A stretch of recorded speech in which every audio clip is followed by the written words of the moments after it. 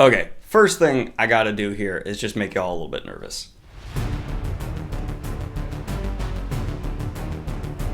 That went, oh my god. It's a fake knife, YouTube, don't worry. Okay, but today we had an amazing look at some new Wheel of Time images. I'm going to go over them, give my thoughts, and then talk about some of the complaints I've seen people have, and my thoughts on those complaints and compliments. Some of them I think are valid, some of them I don't, and we'll get into it all. Don't worry, this is a mixed bag. You are going to see Critical Daniel. You are going to see Critical Daniel come into play here. Am I really the guy who deep throats knives on camera now? Yep. Okay, but just going over the images in base overview, here's what we got so far. We have Logain in a little prison cart, looking a little sad boyish, which is apt. That's fine. That's a good look for him. I also would say a little insane, a little cray-cray, a little woohoo. So that's there. Then we have Rand and Iguan sitting on a mountain ledge, looking at each other dreamily, romantically, lustfully, you could say. What appears to be Lan holding Moraine in a spooky city, and yes, this does look indeed like Shardar Logan. Oh, I'm getting a phone call. Hello? Oh my god, my car's extended warranty. We then have the Avengers shot. All of them looking pretty Avengers-y here. We even have like the heroic walk coming in, and I'm gonna go ahead and say I don't think this shot will actually be in the show.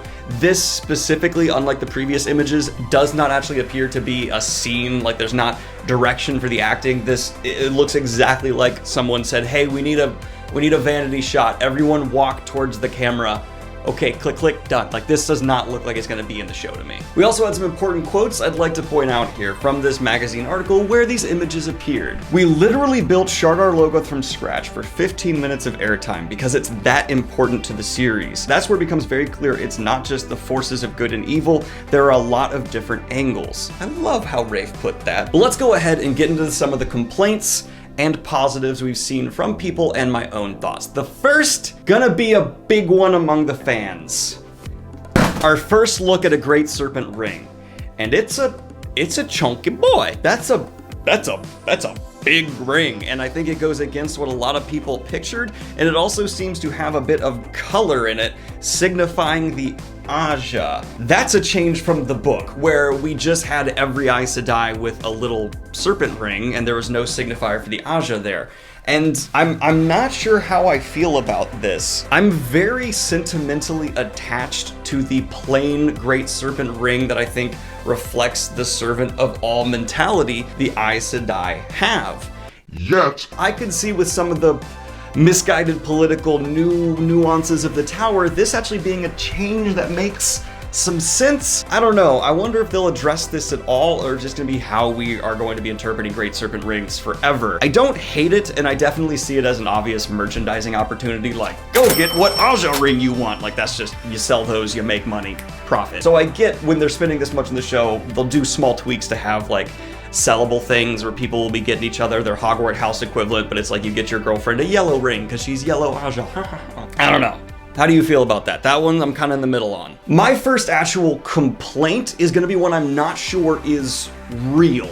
That sounds weird. I'm not crazy, but these shots are very bright. Even in Shardar Logoth here with Lan and Moraine, this is like bright.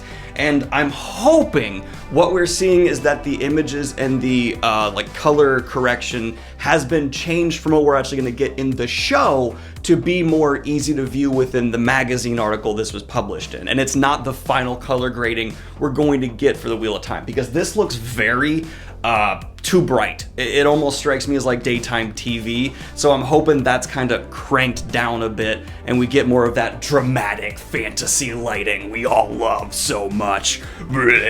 Now, the dumbest criticism I flat out disagree with I've seen leveled against these is aimed at the clothes, saying they do not feel medieval, saying they don't feel appropriate for the Wheel of Time. First of all, Rand's cloak, that's exactly what a sheepskin wool cloak looks like. Like, look it up, that's what that is. And also, I'll say it again with my chest for the people sitting in back. The Wheel of Time is not medieval fantasy! There we go. This is post-apocalyptic Earth.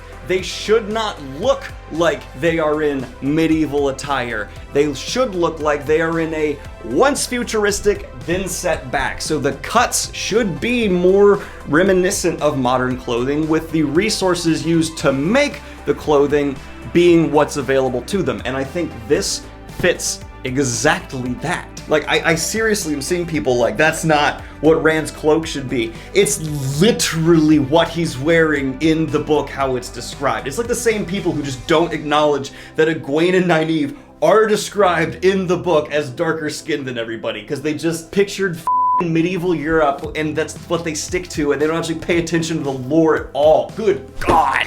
I'm sorry, I get heated about Wheel of Time. A really hefty criticism I've seen that I actually agree with is that this looks like a pack of cosplayers, but that's not due to the costume design. I actually really love the costumes.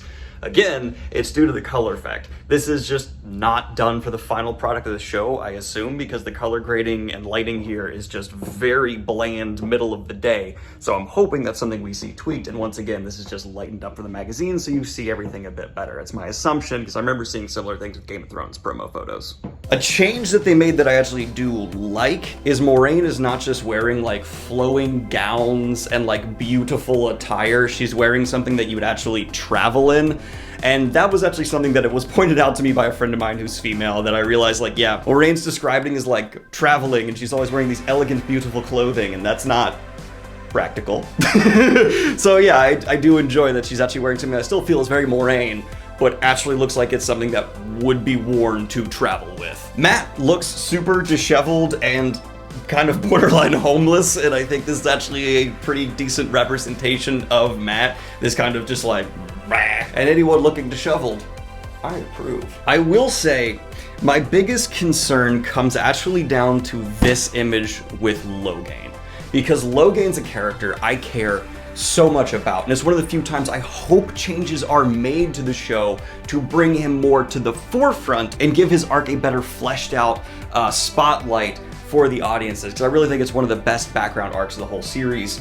Except this is not in Caemlyn. This is on the country road, presumably leading up to Caemlyn, so maybe we're gonna get a scene with him here, and I'm suddenly nervous, because this looks a little too vicious for Logain. There's something about this to me that looks a little bit too much, and I'm not sure what's hitting me. Maybe it's just the lighting being so cranked up, and once it's cranked back down or adjusted properly for the show, assuming I'm actually right about that, it'll be more fitting, but I just don't love this image for some reason. It's just not hitting the palette right, which is weird, because on face value, this is pretty all right. Like, look, we got this super cool cage here. That's a cool cage. We got this Aes Sedai in the back maintaining a shield, presumably, and I assume other sisters around her doing the same as well, possibly.